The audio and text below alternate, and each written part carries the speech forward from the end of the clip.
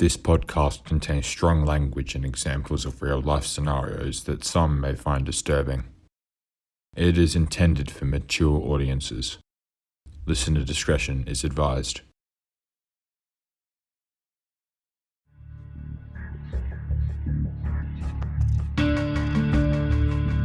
Jace Kelly, Verticel's Kennelcast with Ben Mack.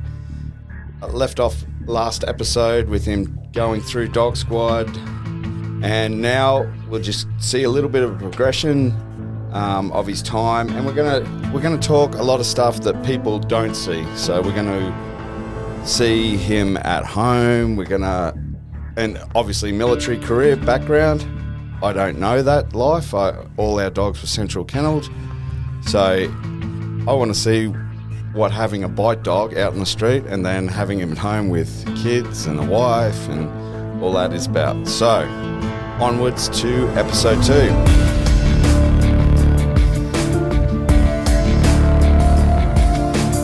Ben, welcome back. Thanks, mate. So you're just out, you're starting to get the ropes, you've had your mentor, getting some good jobs under your belt. Mate, I guess, yeah, as you said, one of the things we get to do is take our dogs home. So the key pole gave every handler a big kennel, sort of half open and a mesh front, again cooling off, and then it had the retreat section or darker section. Yep. Obviously the dogs, as much as us on night work, don't mind kicking back in the back there, pick the right place in the yard to put it. Shade, but sun in winter, or a lot of the kennels are on wheels too, so you move around different parts of the yard if you wanted. Okay. In our first house we had together, it was in a spot in the yard where it got both. I guess I was lucky in that space. Or, as you would in winter, the dog would get more yard time off duty to lap up the sun.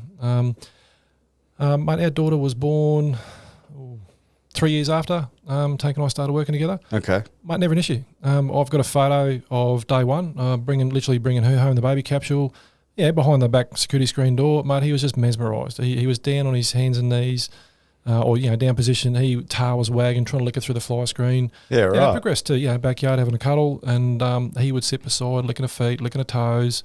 Mate, as time went on, my wife and I've always got a photo that pops up, as you do the old Facebook memories of Tank lying on his side, as they do, and the kids are standing on things they shouldn't stand on that most males don't appreciate, pulling tails, pulling ears. Mate, he loved it. He would just lie on his side and let her, at the age of just learning how to walk, fall on top of him, knee him, sit on his head, and he would just lie there and love it. He genuinely loved it. Yeah, right. By the same token, it was like there was an off switch. So when we got home, not an issue. I could have my dad come visit, anyone in that backyard come visit for that matter, and he was a pat tart. There was no two ways about it. There would be the odd person he might be suspicious of, and again, my body language, my reaction. No, sure, you're relaxed fine. or you're... Having said that, being a working dog, there wasn't a lot of exposure to that, but it was more, I guess, as a novice, and my dad being a vet, and my mum at the time too, a chance for to feel the structure of the dog, things vets look for, the hips, tail.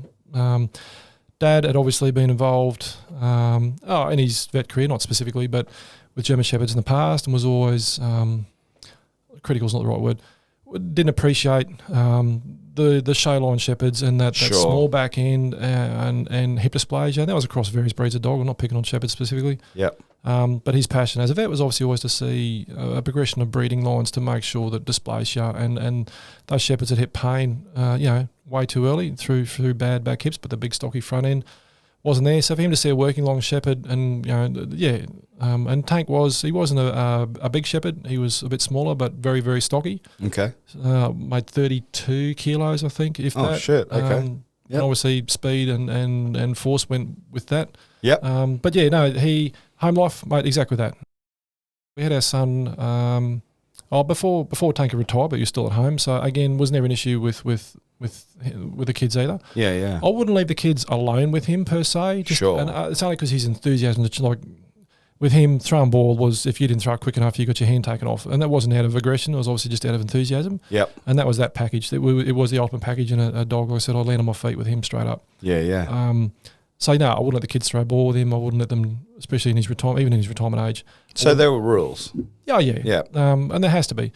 Don't get me wrong, come retirement for Tank when that did. So, mate, he worked till he was about 9.5. I was extremely lucky with him to get so much out of him. And he lived till just shy of his 14th birthday, give or take. Oh, wow. What a great innings. Yeah, mate, again, structurally, genetically, I was lucky. He even in retirement, as much as there was the odd cheeseburger from Macca's or leftover bolognese, and he got to have a great time living the high life. Yep. There was still no inside, no on the couch, no that type of thing. Yep. If nothing else, we all know shepherds lose stacks of hair when they get older. Yeah. No, not in our house. So there's no OCD tumbleweeds going on there as it is. Yeah, no tumbleweeds, basketballs of hair. Although they still found their way to the pill filter. But no, mate, he was good. It was if anything, it was only out of enthusiasm for whatever game was going to present itself. Okay. In his later age, probably got more defensive in the backyard, I guess. The moment had come past, even though he's in the backyard, he might have something to say about it. Over the fence. But no, even he was never really defensive at home. It was like the off switch was there. Yeah. Go back the other way, mate. If I was getting ready for work or in the second half of my dog career, I moved to a squad outside of Brisbane where I did a lot more on calls. There's a lot more, me flying to the back door dressed in work clothes. There's definitely an equipment association with both dogs and association what I was wearing. So if I was come flying out in work kit or you come to the back door and I'm still throwing my gun belt on and putting the radio on and he's heard the radio on, he knew. He's round the side, or either if he was still in his kennel, he's there ready to go. If you let him out, he's round the side gate where he knew where to go to jump in the back of the truck.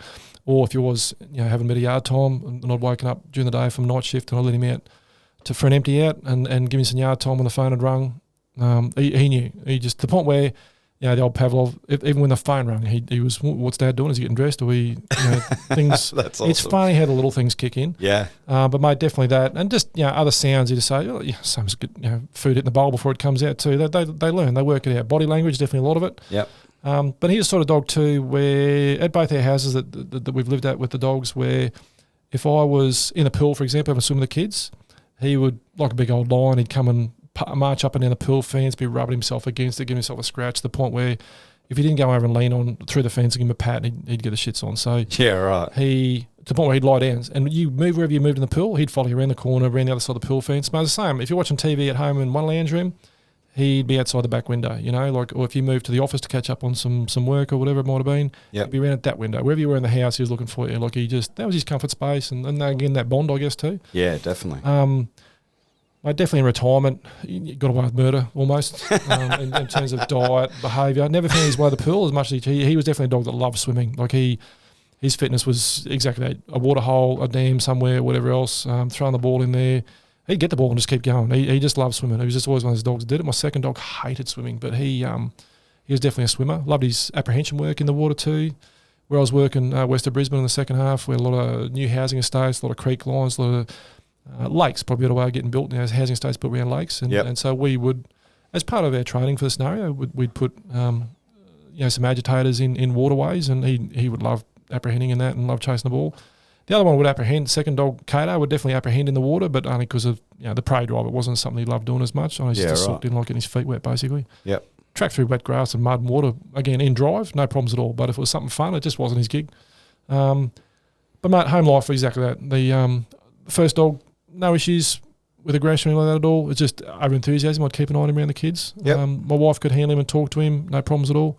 Occasionally give her the finger and do whatever he felt like, whereas he couldn't get that past me. But no, he was good. Cheeky. Like I remember one night, and I'll probably never understand, my wife saying to me, don't let the dog out. There was something on the clothes on my daughter's to do with a dress-up thing or something she spent hours making or creating on the same, something like that in that space.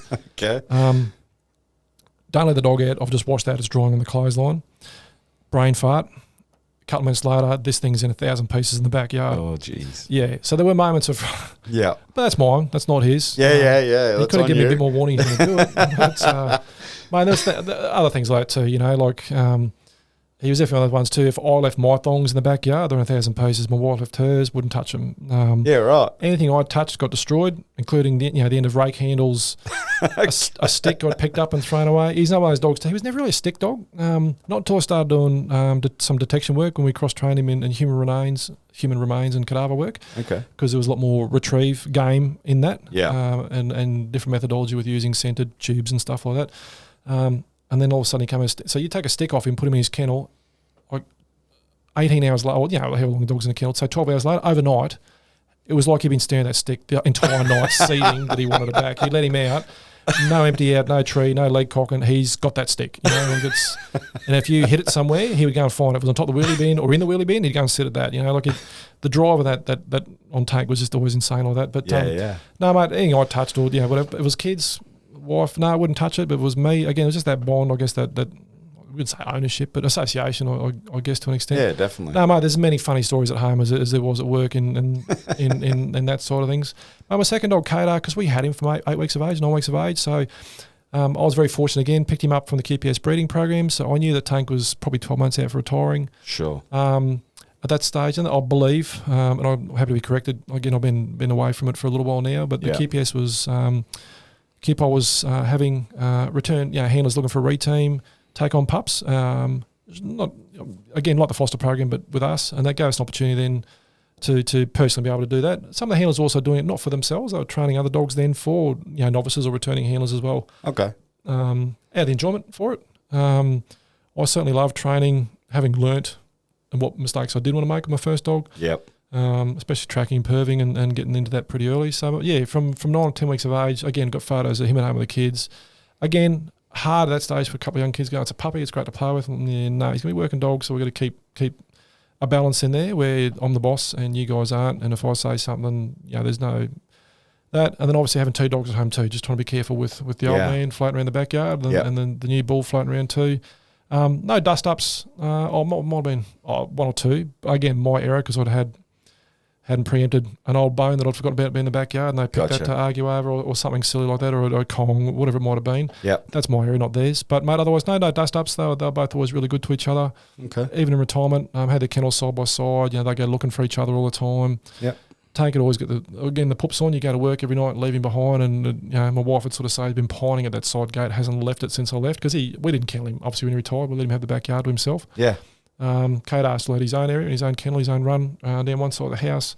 And Tank had the rest of the yard. And again, that, where we were living, where we are still living, a bit of overnight satisfaction for my wife and kids that knowing that they've got their own private security guard in the backyard. Yeah, definitely. How does that go with the neighbours having knowing that there's a police dog next door or down the road? Is it a positive effect or a bad effect? By and large, positive. Yeah. Look, I had one neighbour who I think is probably more anti. I was going to say government, anti-establishment, anti. Sure. Good mate of mine in our street is in the fireys as well. So there's other emergency vehicles that are parked up in the street. Again, probably previous experience, being an older gentleman, it might go back as far as the Fitzgerald inquiry for all I know. But he's got his own perception. That's fine. That's okay. Yep. So I guess on one side of me, I've had one neighbour that wasn't as appreciative of had, but no, by and large, everyone on the street, and that's not just me, mate. That's also the fire that lives in the street. Yep. We did have another police officer living in the street too. I'm really lucky. Our street's a cracker where we have street parties. We'll get together. We will know each other. Awesome. And whatnot. Informal neighbourhood watch, I guess. But no, we're lucky like that. And again, this is that one family that doesn't do their thing, and that's fine. No, by and large, mate, neighbours loved it. No issues. I guess in the early stages. Look, both my dogs were never barkers at home, so it was never an issue. Bonus. Like I said, in the later stages, hence why I never had a Mel. In the later stages, Tank could have a chat to Mum in the afternoon, or if you heard something. By way of example, I guess with Tank being based closer to our response teams that stage, did a lot of cross training with stunnies and distraction devices, things like that. So if and I'd hate to have him at home at the moment because the house getting built behind us. If someone's using a nail gun in the street or was banging something, right, old Tank and his flashbacks would kick in and start having a bark, thinking that's what it was about. Again, because it's association. Yep. But apart from that, no, I was blessed. Neither dogs were barkers. I never had electric collars on them. Oh, probably more Kadar. Kadar's definitely one of those dogs where he's bored in the kennel. He just let out a single yap. It was usually at 1 o'clock in the morning on a day off because he's been in a night work routine or jet lag, whatever you want to call it. Or if he knew I was at home and he just, again, he's a bit more close to us, having been since a pup. He's an attention sook, days off or otherwise to go out there and catch up with him. So he'd sit the back door. But again, it was that single yelp. It wasn't a constant yelp. And he was definitely a dog. If he was in the kennel and he needed out to go to the toilet, he'd let you know. Like it would start with 1 and 2. And again, personality of the dog. He's one of those dogs that would just drink gallons of water like you had to keep an eye on it. But then the flip side of that is, I had to put fake grass down the backyard because he burnt the guts out of everything. Yeah, like in right. each corner and spot to go. So again, he's one of those dogs that couldn't hold on, and he'd let you know. It was good because it saved cleaning a kennel. But in that sort of spot. He's doing the work car too. You drive along, you hear let out a yelp, and it's because you knew he needed to get out. So he's a bit more of a talker, I guess, a chatter, a bit softer. But so neighbour was never a problem. If it was a problem, it wasn't because of the dogs. It was because of my occupation, not dog specific, if I can put it that way, to be fair to him. Absolutely. And so obviously with you guys, just so everyone's aware, you do, the moment you walk out of your door, you're working? Yep. So because the dogs come home with us, so as a work car, in the second half of my career working west of Brizzy, I wasn't, I didn't live in the area specifically per se, so I'd start work, a bit earlier to be in the area we're operating in by that time to do my shift. Yep. Whereas prior to that, working in Brizzy, you'd start and finish at the front door basically. Okay. So work car at home, a marked car at home too, which had its ups and downs. Quite a few times there on, especially when I was a sergeant and officer in charge of a squad, I had a car, not full time, but a lot of times at home on days off due to being on call as well. Sure. So I used to get the odd 2 o'clock knock on the door in the middle of the night for someone looking for police assistance, things like that, which downside. The other side was we didn't get broken into. So it went skip both ways. Yeah. Very cool. Okay, all right. But you still belong to a station, even though you're working from home, or starting from home, I should say. Yep. So as far as stations go, did you, over your career in Brisbane, did you change stations much, or did you belong to the one station for a fair chunk of time and then go to another station for a fair so I spent the first, I think 8 years, the Brisbane Dog School, which is, happens to be the building itself at Oxley, but we're never there apart from catching up with the boss, the odd meeting, where the mail, pay slips were sent, that type of thing, and the dog food, and kennels if we're going on leave. So the only time the dog would usually be kennelled is if we're on leave. Okay. Be central kennelled, and then as soon as you get back from leave, you get the dog back again. Or if you're on leave but staying home, you'd keep the dog. It's only, more often I'm pretty lucky to travel quite a bit when we first got married, and after we got married with kids and whatnot. So, the dog would go in kennels for 3 or 4 weeks while we'd toddle on off overseas or in Australia doing something like that, and then have him back home. But if we were taking leave to work on the yard, do renovations, something, the dog would stay home with us. Right. But my police station would drop in all the time. If I was working in North Brisbane, I'd drop in all the North Brisbane stations, get around, meet the gang, meet the supervisors. Gotcha. Catch up with the bosses, so to speak. And on the flip side, they got to know us and vice versa. So we'd work a row of nights. Most of the time, the gang detectives and first response, we work in row of nights too. So you get to know each other, shift patterns with each other. Yep. I'm sure, well, maybe they didn't, but you look forward to working with certain people because they're just enthusiastic with you at gun hunting, basically. The prevention, disruption of crime and hooking into that. Yep. And being on a top and across all the intel. So, we'd always be dropping in, I suppose in better words, networking, I guess, but staying on top of what the intel was up to, what suburbs had the breaking in occurred at, where some of our offenders were living and more likely to turn up in things like stolen cars and whatnot. So, whilst the office was in one suburb, we were all over the place due to the nature of the work and just due to the nature of bumping into people and not networking's not really the right word. Communicating and mingling with other police to make sure we're all across each other and whatnot. Yeah, okay. And making sure they knew that we're on too. There'd be some new police come through who hadn't seen what the dog school could do before, much like me in my early days, I guess. And it's sort of not selling, but networking again, making sure they knew what we get up to and the rest of us. Call us straight away. Don't if you go, sometimes they might go to a recent burglary report and get there, whilst that might have been the perception it was a cold burg or an older one. Yep. Get there and realise the offender's only left the last 5 minutes. Well, call us straight away. We're on the way. We'll come and do our thing and see if we can help. Contamination, not to contaminate. Don't go walk around the block trying to find them yourself and stuff up the start for us. Give us a red hot crack by getting there as soon as we can, and then just sharing the intel.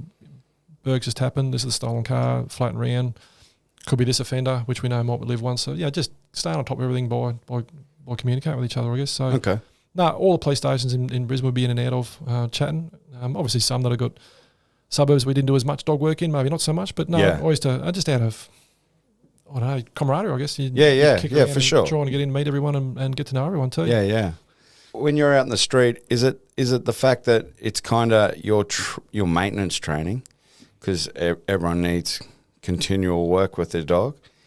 Is it just what you're getting operationally, or are you guys getting together with other doggies and trying to maintain, or do you have your dedicated trainers that you're talking about that were at on course, are they out on the road with you, or A bit of how both. does it work? Bit of both, mate, I guess. The training cell more in that infancy stage, I guess, because they're that busy, especially when our breeding program really came to fruition. So they'd have two things. They're trying to run courses for general purpose dogs, so tracking manwork dogs, our detection dogs as well for both disciplines, for our drugs as well as our firearm detection side of things. Yep. At times, yeah, and we'd always pass on tips and things we'd found and success stories and things like that. I know a lot of instructors used to love hearing our stories, because they'd sort of feel proud of what they helped us achieve, and it was great to share that with them too. Yep. Plus all our annual reunions and catch-ups and things like that. The instructors wouldn't come out on the road so much per se, but would definitely show a keen interest in things we'd catch up with and whatnot. I guess working in Brisbane at the time, we had a larger squad. We definitely piggybacked off each other. I'd do an operational track and go, wow, that was awesome. I really enjoyed catching the offender on that one. I'd go and put down the same track the next night for one of the other doggies and this track I ran last night, and I'll see if your dog does something silly on this corner like mine did because the way the wind was swirling up a hill, or the smell of a particular tree, like a lavender bush, or just something, or a yard that had this cat that was as big as my dog in it, and the reaction he had when he saw it, and I wouldn't tell the handler the cat was going to be there, through alleyways and things like that. And different surfaces too, mate. Obviously, not everything's on grass. Not everything's this easy through the scrub and long grass tracking. A lot of concrete, a lot of hard surface, a lot of bitumen, a lot of people running in the middle of a road. Yeah, a lot of people running in the middle of the road, and then someone else has driven over it shortly thereafter, or driven over it multiple times, and the dog trying to work through all that contamination. So we'd set each other up, just trying to push that bar up, trying to push the envelope all the time to make each other better. Yeah. It's not that stopped when I moved on another squad and took over my own smaller squad west of Brizzy. It was more, you'd still link up with the guys in and around that, and I guess that was always the camaraderie too between the bigger squad centrally and then the slightly smaller ones around the outskirts of Brisbane. We'd always be piggybacking. I know same thing up north. The guys in the regional centres do the same. Yep. But I guess the other thing that we sort of moved into towards my leaving was definitely the QPS. Whilst we always shared ideas in a state, like so my first dog Tank, his first litter. Our state coordinator at that time was helping SA Pole kick their program off. So a lot of his pups from his first litter went down to South Australia. Second litter more so stayed within here. But there'd always be stories getting swapped through other networks that the guys established with NZ. And I still rank NZ as one of the best law enforcement dog squads based on my personal perception. Okay, on how they do it. Again, different environment, unarmed police officers working with dog handlers more, whereas obviously every police officer here is armed. So again, completely different environment, apples and oranges, but it always took my hat off to seeing them compete in some of the dog games we ran them and what they could do with their dogs. So no, the instructors wouldn't be on the road so much, but would definitely listen to things we'd picked up, tips and stories and whatnot. And for me as a returning handler going back on a course, I had the conversation with the instructor, look, I'm not going to do it that way. I've seen this other method that achieve the same result. Have a look at this and see what you think. And then quite often instructors go, that worked out quite well too. Okay. Look, if that works for your dog, we'll keep it as an option. Some instructors not so much. It's just one of those things that sort of. But again, the other thing too, going back I was lucky when I did my second course. There were no novices. It was all returning handlers with second and third dogs. Yeah, right. So the experience that we got to share with each other. Yeah, it changes everything. Yeah. Hey, that's not working, or you're getting frustrated with that. Can I show you another exercise to do away from this? Everything goes back to obedience, obviously. If you don't have the obedience on the small things, you're not going to get it on the big things, especially when you start doing man work, we're mixing several exercises together. The assessment of man work back then with QPOL, I know it's changed, more operationally focused then. Back then it was more obedience focused. Okay. Things like being able to send a dog on an 80-metre runaway after a fleeing offender and to be able to recall the dog back to me in the heel position without me having left my spot, purely on verbal command. Took some work to get there, and the dogs will take a while to learn that game. Yep. And then the pride in that game was having the dog not toddle off after the offender, looking over their shoulder, thinking, "Oh, Dad's going to call me back now." It was to have a dog that still gave 110% on that pursuit, and then heard the command, and then ran back just as hard to heel back to Dad, and focus, and then obviously the reward would be the second send away with a reward bite or whatnot at the end of it. Yeah. Things like that were always things we polished, but I guess the design of the background for us was always trying to focus on the operational. But a couple of guys had done stints training. I think there was one of the guys went over to NZ, another one went and trained with SA. Obviously, some external companies we started to look at, without giving yours too much of a plug, was one that we definitely looked at. There's a fellow from the States that came over with another business. And again, I guess my personal attitude was always trying to broaden my knowledge base. There'd be things I saw when, that's just not me for my dog. Yep. That does mean it didn't go in the knowledge bank for helping another handler with another problem somewhere else. Sure. By way of example, mate, I'd never really come across muzzle work till I come across you guys and seeing how, especially with my second dog, I definitely didn't need it with Tank, but with Kadar, how to use muzzle work and muzzle fighting to bring out drive and moving into man work and what that did. Kadar was a bit of a softer dog. He would bite and bite with prey drive, but didn't necessarily have the strength in the bite and hold. And I guess there was two parts to that. One was he's a bit of a nutbag for steel bowls in his early years. When he was in the foster program, and he'd done 3 out of his 4 canines. So grip was always an issue for him without biting his tongue. So that was always something in training to keep an eye on. It was definitely a softer arm or a softer suit with him. And then operationally, I knew that would have something I had to keep in the back of my head on an apprehension that I'd be in there more than I was, say, previously with Tank, whereas I could sort of sit back a bit more. But and then just exactly that, mate, just looking wider and wider. Things I wish I'd been still around for. Like I know, obviously, last year, Kiopol ran at a symposium, like I said, where all the different states, including NZ and military, came together. And it wasn't just about competing as to who was the best. It was sharing ideas. Yeah, there were elements in there of round table chats as to what, and I do miss that. I miss that sort of dog handling. I was never one. I like to believe I was never one who shut off an idea. I was always kept a really open mind, and hence staying in touch with your gang. I missed the opportunity to work with a fellow from the States that keep rolling out because I'd moved on to doing this gig now.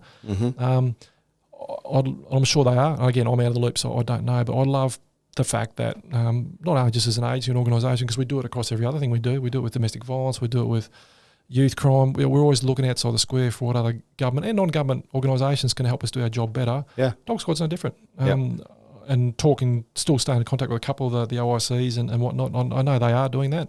That's the part I miss, mate, is I learnt and did what I did in 15 years. I'm comfortable to say I was good at it. A lot of dog locations, heads and fenders, and had that reputation in my world as a handler. Definitely was able to transfer some of that into my leadership reputation, I guess, of what I'm doing now.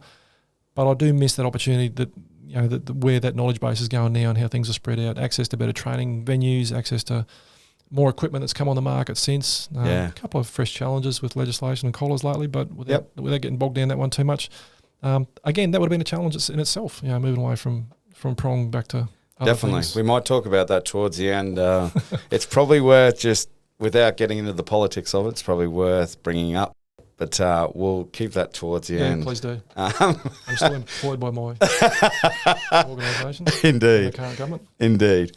So we're comfortable talking numbers when I ask about numbers and all that kind of thing, because things have changed. Like back when you were doing it earlier, numbers of people, numbers of dog teams was vastly different to what it is now. So that's why I ask. I go, okay, so you're helping each other out on the road. What kind of numbers are we talking dog teams wise? Across the state, on top of my head, across the state, triple figures, early triple figures for GP. In the other disciplines, mate, without having a look on the website, I'll only be guessing, but like anything, I guess you can always do with more. But speaking more locally, I know that there is growth going on in the general purpose side of things where I'm currently working. Like anything else, our organisation is always looking to do better. And doesn't matter what discipline it is, frontline, dog squad, response teams, scientific, forensic. There's always opportunity to do better, I guess, and there's a constant management. I'll take my hat off to executive as to how they make the numbers work at the end of the day. But, my Brisbane Dog Squad, I think off the top of my head, 16 to early 20s, give or take. Yep. The regional squads definitely higher than when I left. I know there's been a lot of growth around the outskirts of Brisbane and the squads just outside of Brizzy, and the same thing up north. Yep. A lot of diversifying, I guess, too. Again, since I've left, happy to be corrected if I haven't quite got this right, but detection handling's broadened. Yes. The disciplines aren't as locked in. There's a recognition of, in the detection side of things, and again, this is my forte, so I don't pretend to know what I'm talking about. My detection was around dead people, so a bit different again. But in the drugs world, obviously there's always cross-contamination of drugs, but we start talking cash, we start talking weapons and cross-contamination and what that might lead to, as opposed to trying to keep dogs on set disciplines. And then for listeners who don't know much about detection, and then I'm starting to get the end of my knowledge base here, but indications, whether it's a passive indication or an active indication. So dogs actively scratching to indicate something there, or a passive one. And then who we're searching. Are we searching people, which requires a passive because we can't have a dog scratching someone's back pocket or where else people tend to hide it. And what that means inside a house, for example, and trying to something that's buried, something that's well and truly secreted, and the dog hitting that spot. Yep. With the scratch indications, what we're looking for, evidentiary know what we're looking for. Sure. And I've exhausted my knowledge of detection. I was lucky enough, we're in Brisbane, we're doing this interview in Brisbane, and I was lucky enough I was with an agency this week just gone by, and there was a Q-pole handler, a detection handler on it, and the evolution sounds like it has sprung forward like no tomorrow. It's what he's saying is amazing. The management team of the dog squad and the new handlers and the experience base to go with it.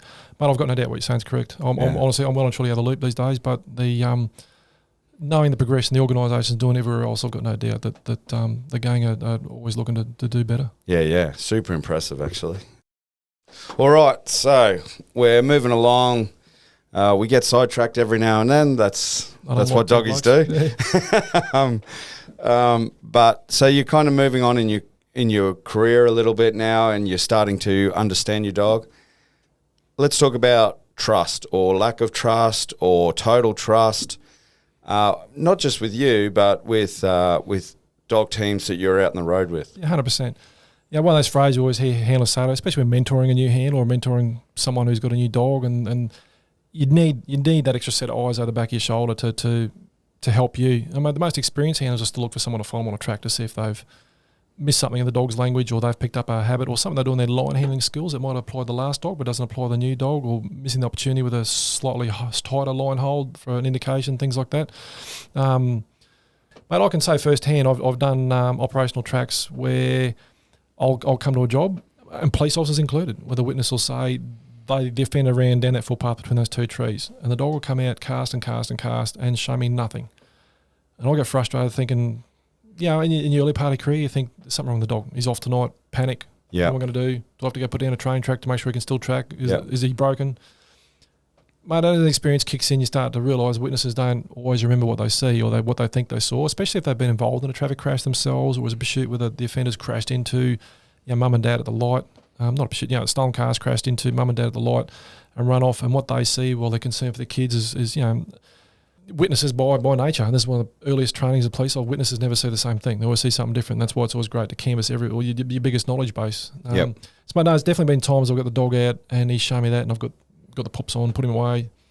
Thought that's a bit odd. And then as time progressed, you'd know, well, hang on, I'm just going to do the full circle here. I'll do as much of the perimeter as I can. Yep. And so the evidence I would then lead for that case will be able to say, look, I got a track from this location, which is in the immediate vicinity, and it went here, and we found that guy or girl, or we didn't, it was lost around here. And it might not be a track that's evidence per se. It might be intel building that if there's been 3 or 4 tracks over 3 or 4 nights from 3 or 4 stolen cars that start finishing up around the same unit complex, well, we know we're getting close, and for various reasons, and have a police dog track to the door of a unit complex of 120 units is never going to happen. But to get it to that complex that we can start interrogating our digital databases or our intel holdings to see what might pick that up. Yep. And through a pattern, move into some surveillance even, that type of thing.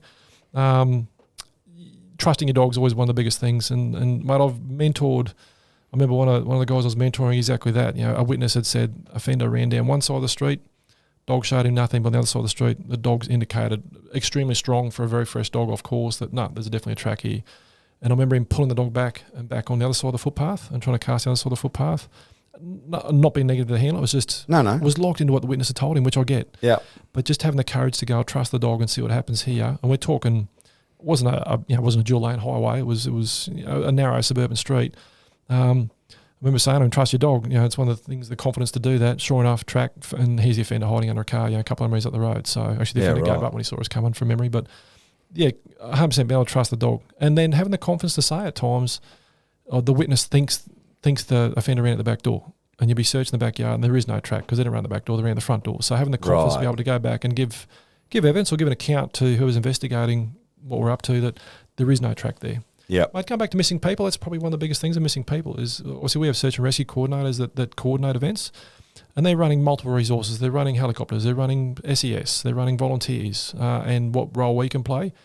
being able to confidently search an area, which isn't the nature of dog handling, and be able to go back and say, I've negatively searched that area. There is no track. There is no hot spots. There's no campsites. There's nothing in that paddock, apart from a couple of cows, that indicates that someone's been there. Okay. So negative searches are just as evidentiary important, I guess, at times, especially when it comes to missing people. Then again, missing people are usually mobile too, especially if it's a bushwalker or like I said, a dementia patient, something like that. So Yep. you can negatively search an area once and then come back and suddenly have scent. If it was searching a couple of hours later, okay, well, they have been back here. So I guess knowing and trusting your dog that there is no track, as opposed to crap, the dog's broken, is just as important. And again, that takes confidence, and it takes that bond and age and experience to know what his indications are like. Yep. Again, mate, very fortunate with both my dogs that their body indications were literally backflips like the cat on the scalded roof. If they're on, the reaction was always massive. Okay. And again, proximity alert at the end of tracks and the like. So I always got to enjoy that. I didn't have that frustration that other handlers had. Yep. Again, good mentor early up in my first dog, and then moving on to the second dog, things I'd learned, and certainly enjoyed the things I got to pass on too. Yeah. So, all right, let's go the flip side of that. So you're mentoring teams, and they're too confident. Did you see that, or did you not really see that? Mate, no, to be honest, I didn't. Okay, interesting. Of the couple I mentored and involved with other senior handlers mentoring, no cockiness outside the normal personality. Oh, no. Of a normal doggy, doggy. I guess, and it's always a confidence thing of knowing, line handling, especially in the dark where you've got no torch on. It's not like you're on a field competing in the sports dog world where you can see everything. You're in the dark, and quite often it's that tension on the line, it's that pull that or when you're casting, trying to make sure it is you're hitting the track at an angle to see that body language and to change the dog to go, no, it's here, or them to hit a hot spot. And they do. Sometimes, it's not always a nice clear-cut start. There can be, you imagine if Fender gets out of a car and they might be rocking around with a backpack, having a quick smoke, doing something else, going for a leak, which throws another contamination on the track. Yep. Not every track's a nice straight line when you kick off. Sometimes the dog's got a problem solve. For me, that's half the fun, and I got to learn that pretty quick. Be patient, make sure it's almost like plugging a USB stick in and not getting the full file download off the computer. Watching the dog hit the start of a track, and the old saying, if the dog doesn't get that scent picture and that full download at the start, the start of the track sets the tone of the track every time. And you knew sometimes starting a track, crap, that wasn't the best start. Yeah, that's as good as it's going to get, and I was as patient as it could be. He's wanting to move off. Mate, at times, I freely admit, I brought dogs back on the start. If I saw that he got out, wasn't concentrating, was a bit distracted by witness in the house yelling out, or suburb that wasn't very pro us, and someone else is yelling or throwing something, whatever it might be, trying to get the dog focused, or trying to move further down the track and get a better spot to lock onto it, 2-3 metres type of thing. Sure. Work on that. Or sometimes that would just set the tone of the track. It was going to be an average track, and you just have to do the best you could with it and in that space. So I guess not cockiness, mate, just more mentoring them to slow down. The enthusiasm is always a thing to get to the end of a track. Novice handlers always want to get their first few dog heads on their belt. Yeah.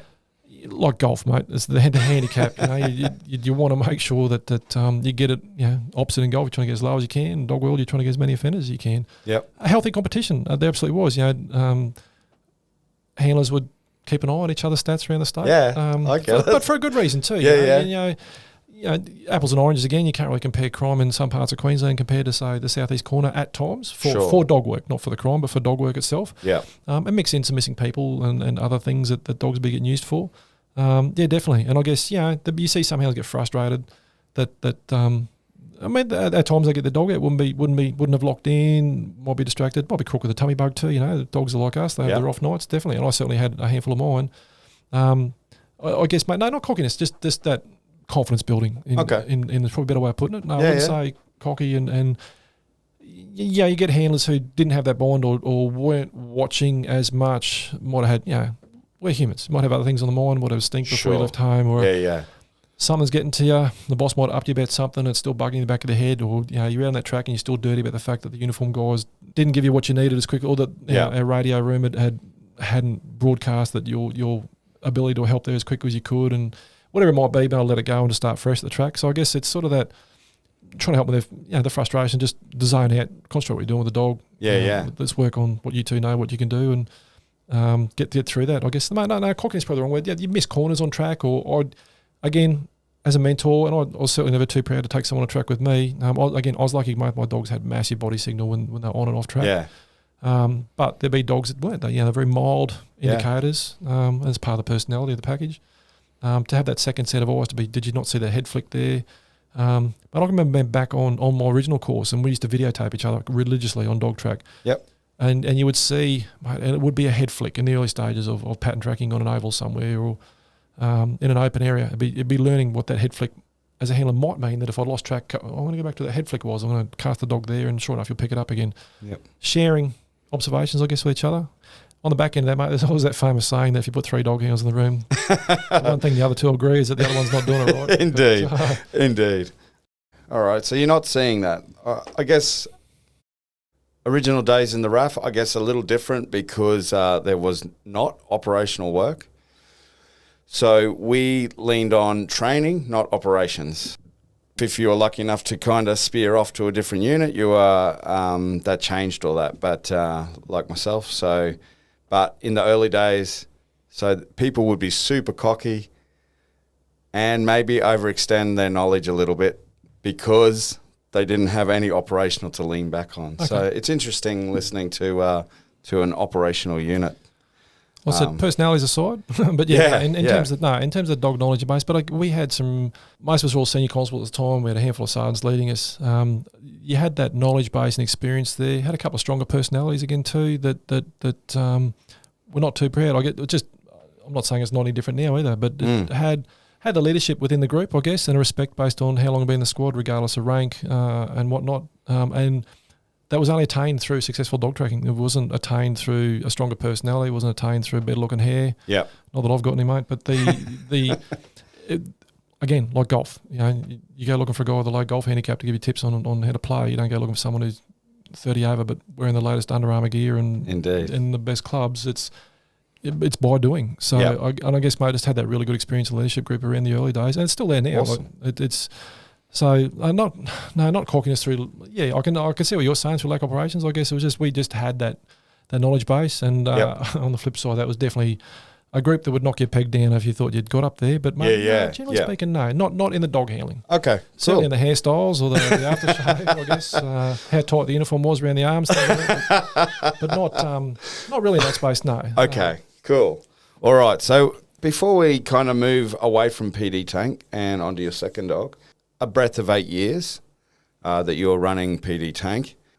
Training-wise, did you see an evolution in that 8 years? Oh, absolutely. Yeah, okay. Absolutely. Mate, he knew what he was doing long before I did. I was the one playing catch-up from the outset. Yep. Again, good breeding, good lines. Mate, definitely. And had the opportunity then too, I suppose, in the second half of his career.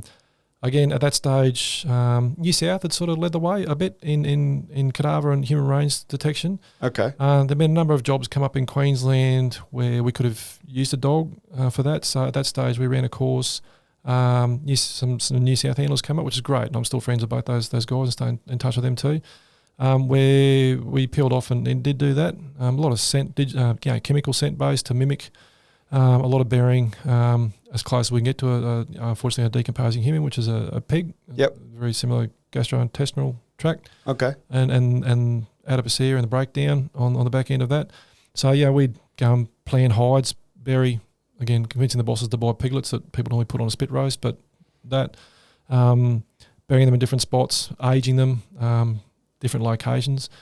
We did deploy on a number of high-profile homicides, not only in Queensland but interstate as well. Okay. So there was different games got to play with the dog in the second half of his career, I guess. And I guess, and you would have seen it too, mate, I was always fearful of moving away and doing, say, scent detection off to one side, thinking it was causing a perv on the other side. Yeah. It was the exact opposite. It was another game with a no. Like, I always talk about like being an athlete, like being a bodybuilder, 9 times out of 10 means your aerobic's pretty poor. Yep. Whereas being a CrossFitter, you're somewhere in the middle. Yep. I'm neither of those, by the way. But it's as an athlete, you're always looking for a different method to try and make you better at your core thing. And I guess that's what I found. Cadaver was, as much as I was fearful about the dog being taught to dig in the dirt to try and look for that, or we'd be doing deployment jobs with bobcats digging up yards based on intel or historic memories, looking for I'm talking bodies that were 20, 30 years old. Okay. and then the dog digging in something the bobcat's just dug up and being able to have the confidence then through training. He's not just digging fresh dirt because it's a fresh smell and there's worms falling out here and it's exciting and I'm getting to play in the sand. It was a quick look and there's nothing here either type of thing. And I guess that was the other, but that only made his GP work better. It was a game that zoned his nose in. So, mate, yeah, definitely. Well, you would have progressed and done quite well anyway. Yes. So I was very lucky. I had a lot of success with him. Had a lot of high risk deployments with him where he really shone through with his courage and his I'm not going to say aggression is not the right word, just his courage and determination. Yeah. To bail up the worst of the worst. But doing that as a side game, yeah, and then in that line of detection work, it's not online. It's off lead, so be able to command a dog with a pointer. Yeah. Move around a field with his multiple forensic scientists and him to weave through them, not be slightly interested, despite their panic at this police dog running between their legs. Yeah. No, he was always good like that. But no, definitely a progression, mate.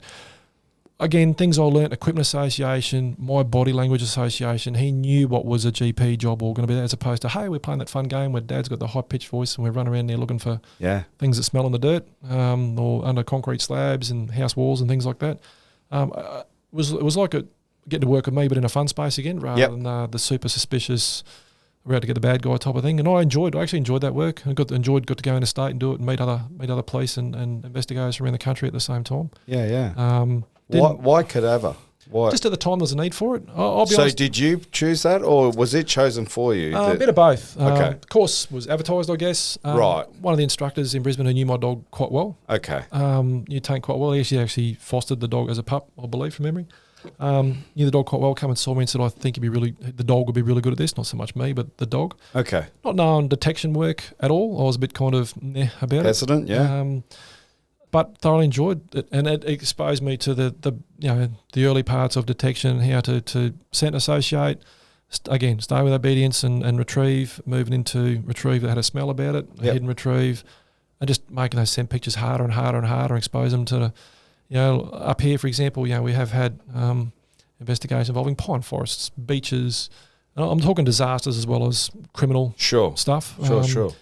So in that disaster victim identification, so we deployed up to Grantham after the floods. Okay.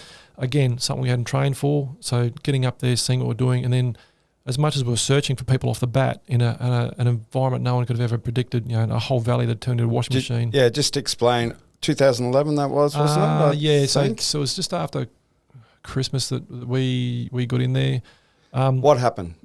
Just explain that before we go into you being there. I'm going to be a little bit careful here because obviously been a couple of cranials on the back of this. Sure. Anyway, a lot of water hit the Darling Downs, especially in Toowoomba, made its way down a couple of different creek lines. Yep. And as ruled by a freak of nature, pulled and came through that valley. Okay. Certainly no different from what we're seeing in parts of New South Wales in the last 12 months. Yeah, definitely. A community that weren't provided the opportunity to react, and obviously between the top of the hill, top of Toowoomba, and the bottom of the Lockyer Valley down through to the Brisbane River. Yep. All the way down through Forest Hill and Lowood.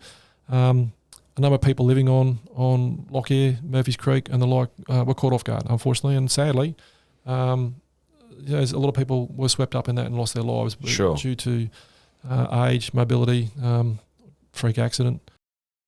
And so to deploy and try and help find those loved ones was really important. Okay.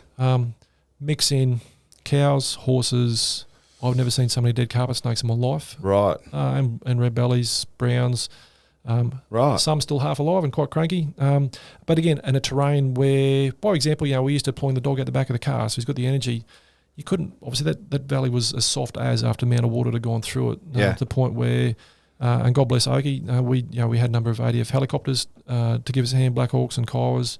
Again, too soft for them to even land. We're having to walk dogs into areas where washouts had occurred, or again, negative plus positive searching to find and help bring closure to a lot of families. So you're using up a lot of dogs in it, mine for that matter. The humidity and the smell was insane. So it's not just some contamination. It was, everybody's house had been flooded, deep freezers full of meat, animals, farms, vegetables, irrigation, tubing, cars too. There was a property that got tied up in the flood that had a heap of not wrecked car, I suppose cars under work. So it was mixed up in there as well. Plus just shrubbery generally. The vegetation had been ripped out. Yep. Whole farms had been eroded away. So you had knolls that weren't there. Before it. It was hard to explain. So again, from a dog handling point of view, a detection point of view, then having to try and teach the dog, hey, this is a level of contamination we've never seen before, to the point where I remember doing one search and I saw the poor lady and where she'd come to rest before the dog did. Yes. And I remember watching the dog, and actually my boss was with me at the time, and ribbed me about it afterwards, but the dog just didn't pick up on it. On one particular soul that we found, I remember thinking, well, it was a bit odd, and went away and thought about it. Again, this is all new territory, so went away and thought about it afterwards, and obviously realised this, with the volume of contamination, the saturation, that water had been 8, 10, 12 foot deep in that location. Yeah. That poor person had come to rest, and so the whole area was actually contaminated. Yeah, right. So, but with that scent at the same time. So, by way of another example, there's another house where police and not the SES so much, but police had definitely searched it. Again, mate, some houses had shoulder deep mud, silt in them, and obviously as they dried out, that silt would contract. Yep. So to go from being shoulder depth, and we were in there within sort of 3 or 4 days and blown away by what we're looking at. I remember the army had to carve out the road in for us with a bulldozer because it was literally car height depth of silt. Yeah, right. And I'll take my hat off again to the operations guys who got in there that night in pitch black with a digger and the gentleman that helped them, and they've all been mentioned numerous times in Bravery Awards for what they did that night to help the people that they could get out. Yep. But walking in there in daylight 4 days later blew me away as to what would happen. And there's certainly plenty of clips on YouTube from news outlets and stuff at the time. Definitely. The one house that we searched where a person didn't have the opportunity to leave the house, I guess, and through the nature of what had happened had come to rest in a particular point of the house. I remember being tasked to search it. I'd done a recce first on foot, as we used to do for detection work. Make sure there's nothing dangerous, snakes, electricity had been cut off, that type of thing. Make sure there's no risk of that. Mm-hmm. No holes in the floor, because a lot of Queenslanders built up off the ground, and up on posts, and a lot of them had shifted off their posts with the water as well, so there was that added. Yeah, right. The Army engineers were awesome helping us with get in and out and make things safe. Yep. This poor soul had come to rest in the lounge room. Obviously, I remember putting the dog in there to search and gave him the command, and he just froze. His hair stood up. He looked at me as if to say, "Where do you want me to start?" Yeah, right. Picked up on, made his way around. Instead of that maniac run around looking for that active response, he tippy-toed, and he was uncomfortable. Obviously, looking back now, I'm thinking he's hopped in there and gone, crap, this entire thing is what you want me to identify. Yeah, yeah. And through coaxing, repeated commands, he did find whether the person was sort of beside a bed. Yep. And indicated her in the end, but the dog's reaction on that one. So again, had to go away and think, right, we know that we have to be super careful here. Obviously, the massive desire was to help loved ones find answers and have closure. So being super careful as to making sure we exhausted our searches. That again, we're looking at indications we hadn't seen before, behaviour we hadn't seen before in the dogs. And then in amongst all that, as soon as we had a spare hour of, okay, guys, downtime, we've got no other houses for search at the minute. We have some more intel to come through or more family inquiries to run out if they'd got out and gone somewhere else. We were off finding a paddock somewhere that was contaminated, putting hides down, people looking at us funny, putting rubber gloves on and stuff, so we weren't contaminating, we were hiding and digging holes and doing this and doing that, and then contaminating it with whatever we could find nearby or over the top. Or I'd find a dead horse, for example, in a paddock. I'd go and put a hide down near that. Right. Trying to test him or, or push him. Yeah. Come out of it and you get some sort of funny looks from coppers. What are you doing? Like, you're here to do this? No, we've got to keep the training up. This is new. We got to. So there was that strive and drive. When I use the word, we had successful locations there. I don't want to sound cold. I said that the trauma that hit that valley and those families was, you can't describe it. Yeah. But the desire to want to help, be it with the dog, without the dog, on foot, support the SES, support the infantry who, from Noggera came out and gave us a hand.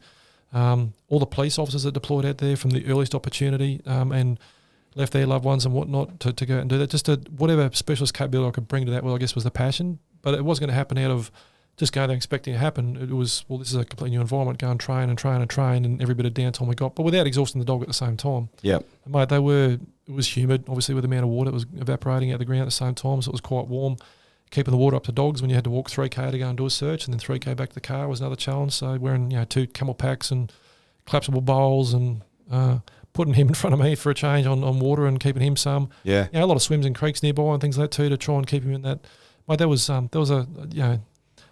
it was definitely a memory that lock away for what we did our best to help in that dog capability. Or not that it was limited, it was just uncharted territory and Mate, with my second dog, it's not that I chose not to. I guess I'd already left Brisbane being the more central squad, who would have normally absorbed those specialist capabilities more because they had the ability to.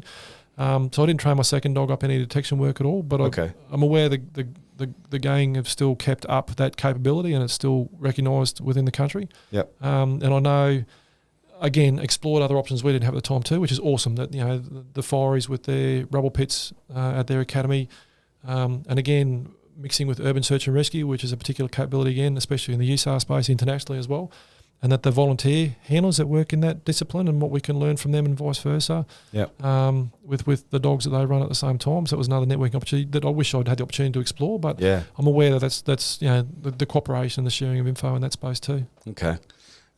So just rolling back to Grantham for a second, and you mightn't want to, and you can give me as much as you want or as little as you want here. Obviously I know you because being military, I know that people carry baggage. So how did that affect you, and how did that affect your dog? Did you notice a change in your dog post that, or for the better or worse? And what about you? No, honestly, I think like most jobs, the dog would come home and switch off. No problems. Mate, look, my wife's in the same line of work, so I've got a support base that I wouldn't keep functioning the way I did. Yeah. But I guess that's a really good point, and that's probably where my passion's gone to now with my current role, is supporting my staff well-being day to day and bigger picture, and in the infancy of their careers doing stuff better than what we used to do. Habits that we had 20 years ago are a bit different now. A pack of smokes and a bottle of rum isn't it's not cutting it anymore. Yep. Mate, I love exploring options, which I guess in part I was doing back then. So mate, I remember coming home the first afternoon from that, mate, much the same as, and that was, a 12, 13, 14 hour day, plus the drive an hour and a half each way, because none of those roads are up. And, we had to, I actually remember cutting through the back of Amberley. They'd had to open a gate or a fence on one side to let us cut through at the back that way. Luckily, the Centenary High had been built for the early stages of Orion back then, and then Springfield area, so we had to cut through the back way then, because the Ipswich motorway through, the Dinmore and the Warrego was all cut. Yeah, it was all gone, and whatnot. So they were long days, but again, going back to that service mantra, that wanting to do the right thing by the community, I suppose, was the drive and the reward of knowing you'd done that. Like I remember coming home one day, we were living on the other side of town at that stage, and my grass had been cut. The front grass had been cut. That doesn't really sound right, does it? But again, it was the neighbour who my wife been talking the next day, saying, Ben's out doing this all day with some other dog handlers doing that. And his little thing was, any private sector, nothing to do with government whatsoever. And he said, you know what, there's not much I can do, but I'll mow his lawn for him. Yeah, nice. Like, little things like that would kick in. Yeah, that's great. But mate, on that point, I guess, and that's one of my other passions, I guess, and I'm probably crossing a few other podcasts here, but mate, I'm a big one now for wellbeing. I've been around a couple of bosses who have been involved with the way QPOL's doing that now, so I've been exposed to it, and I certainly had some limited input to it, but certainly like present those options to my staff now that we didn't have back then. So mate, I love watching what the Pronk and Curtis boys, or one Curtis, two Pronk brothers are up to with theirs. Yep. My Unforgiving 60 is a regular one of mine, in terms of not just looking at what they've got to offer from their service, but looking at private sector guys who have left, guys and girls, don't get me wrong, who have left both the military or even never been involved in the military, but how they've tackled their life. And mate, that the book those guys have come up with, The Resilience Shield, is, I wouldn't say it's a Bible, but it's definitely having read that, plus another fella who used to work with our organisation, Sean O'Gorman, who's got his Strong Life project up and running, and a podcast series around that. I guess, and again, in that mantra of taking a little bit from everything and putting it all together. Yep. But I guess looking back now on the back of Grantham, you would come home. I'd come home and go, I'm exhausted, but I'm going to go to the gym for 45 minutes. So I've got to go and smash myself. And that was one mental health way. One's obviously taken half an hour or 40 minutes to sit down there. It's not that I was ignoring my wife at the time or my young daughter. I just needed that time to decompress. Or mix that and a weight session with some ridiculously loud heavy metal music to do both at the same time. And then mate, something else would be reading or doing something that's a disconnect, and I guess we're getting better at that now. So for me, when I finally got the downtime, I remember we actually it might have been about the start of our it was just after the start of our we have a regular family camping trips after Christmas every year down the northern beaches of New South Wales, and it's become a regular thing we still do now. But mate, just again, having that disconnect. So I guess you sort of had different patterns on your behaviour that you knew worked back then that guys like that are doing really, really well now and sort of articulating it better. Yep. I guess you look back, I was kind of doing that anyway, but it helps put it in a better perspective. So, no, mate, I guess, coming home, I remember, Mate, probably the same as, well, it was the same. I remember coming home after a police officer had been shot and killed much earlier than that in Brisbane. It was probably my first being back in the doggies, been exposed to a job like that where I've been at the job. Mm-hmm. Coming home, 4:30 in the morning, 5 o'clock in the morning. One of the coldest winter nights I've worked in a long time. Hopping back to the car, and you end up sitting on the tailgate of the car, the dogs come out, you're both having a cuddle, and you're just taking that 10 minutes just to wind down, look around the neighbourhood of people starting the day thinking they haven't even watched the news yet, they don't even know what happened last night. Yeah. And yeah, you don't go to sleep after that for a couple of hours, obviously. Yeah, But, mate, just taking that time to do it, certainly Yeah. making phone calls, chatting to people. We've got our internal stuff. So when Grantham was on, mate, we had our chaplains, we had our human services officers and peer support officers landing in to make sure everyone's tracking all right. Good. I'll give my organisation does do that well. If anything, yeah, like anyone else, it's easy for me to say they need to do more of it, but it's definitely, in my position now, I'm definitely not pushing, but certainly marketing that to my staff to make sure that's on track. And I guess, mate, looking back at Grantham, I know, like other jobs, like the other one I mentioned there, where you probably just got to sleep after the job, having been on night shift, and the phone will ring and it'd be the chaplain ringing or the HSA ringing and say, hey, when you start work tonight, we need to catch up for coffee. And, not going to force you into a conversation, but if in that conversation they pick up a couple of things or offer a couple of things, then stay in touch with you. The point where the chaplain we've got out my neck of the woods is a really awesome guy. Our HSA is the same. I stay in touch with them constantly. I wouldn't be able to do my job without their help now. Yeah, right. So, mate, looking back, you come home, put the feet up. Obviously, after Grantham, we were coming home every day because of the just what we were going through, mate. That was washing the car out every night, bleach, whatever. Washing him every afternoon. Obviously, the hydro bath back at the kennels. I wasn't driving the extra half an hour there and back to do it from where I live locally. So I was back to the front yard and the hose. Mallow said whatever else just to make sure we really knocked anything on the head, any nicks or cuts he might have got. Last thing was them getting infected. And I'm sure he's a pat tart, so I'm sure he enjoyed the bath. The rub down with that's the him towel decompressing. But mate, that was part of the process too. Kicking back with the dog afterwards, and I'm not coming inside yet. I wasn't allowed back inside with what I was covered in by the time we were getting home every afternoon. But and the pairs of boots I went through on that trip as far as them drying out each time. Well, actually, for the first time in my life, I went back to wearing gumboots out there. Walking gumboots for 3K with a dog and a heap of water wasn't fun. That would suck, yeah. It was better than the expensive Danners I bought from the States and reckon them. But that was, I guess, the system. And then, mate, getting that routine every day, getting up early, getting out there, grabbing some coffees on the way out for the coppers who weren't coming home, who were staying out there. I remember at one stage, some of our academy instructors, recruits and stuff, the ones out there initially, and they couldn't get home. So, I thought, well, I've got a company car. I started, where do you guys live? Or, we're South Brisbane here or there. So, mate, if you want to talk to your partner, I'm happy to go pick up stuff. If I can bring you, a bit of emergency pack together or something, new undies, fresh shirts, whatever I can bring. If it's just something little that I could do, and even if the offer was turned down, it was the fact that I'd offered it, I think, it meant as much. And vice versa. So they sort of had systems in place, I guess, that like everything else that we deal with, and whether it be a personal one or an organisational one, the systems there, I guess, to that. So mate, it was, like I said, tiring, fatigue wise, and all the rest of it. Yeah, you had a cleaning routine every afternoon to make sure the dog and the car were back on track. I remember having a brand new Ford Falcon ute at the stage, and the interior that was a carpet floor rather than the old plastic Povo floor. That was a pain at trying to organise. But again, once you got back in the system with gumboots, having been caught off the first day, and trying to find a hardware shop open during that flood period in Brisbane was another challenge. But the reward was knowing that you're going those extra yards to try and do the righty by those families that were doing it tough. Yeah. All right. So just glanced at the clock. We've been going a fair while there, so got wrapped up in it once again. So we're going to call it there for episode 2. So we've just kind of been covering the middle ground of Ben's career, PD Tank, and the ins and outs of things. So part 3 is going to come up, and we're kind of going to wrap a bow in PD Tank, kind of finish up a few little stories with him if we can, and then we'll transition to our second dog with Ben. All right, everyone, we'll catch you in part 3. In the next and final episode, Ben reflects on the distinct personalities and approaches taken with PD Tank and PD Kadar, the ongoing evolution of the Queensland Police Dog Squad, and the transition to leadership roles.